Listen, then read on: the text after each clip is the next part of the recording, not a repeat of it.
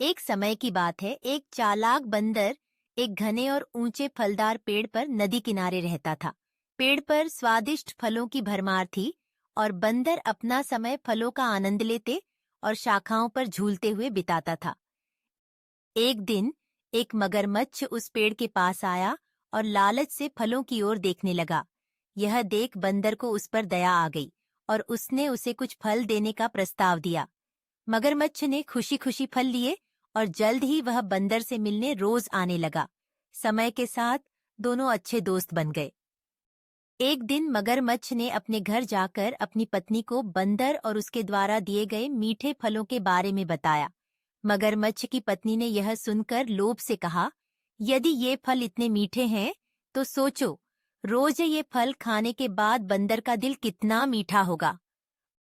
उसने अपने पति से बंदर को घर लाने का आग्रह किया ताकि वह उसका दिल खा सके।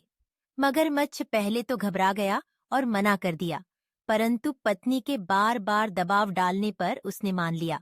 वह अनमने ढंग से पेड़ के पास पहुंचा और बंदर को अपने घर आने का निमंत्रण दिया।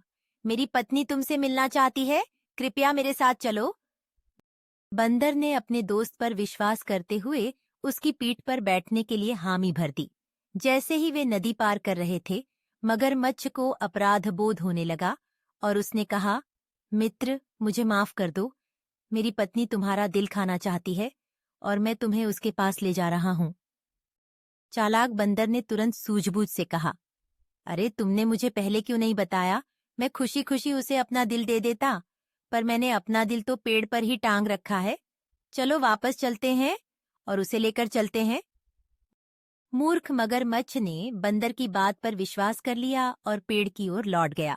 जैसे ही वे किनारे पर पहुंचे, बंदर झट से पेड़ की शाखाओं पर कूद गया और बोला, तुमने मेरी दोस्ती में विश्वासघात किया।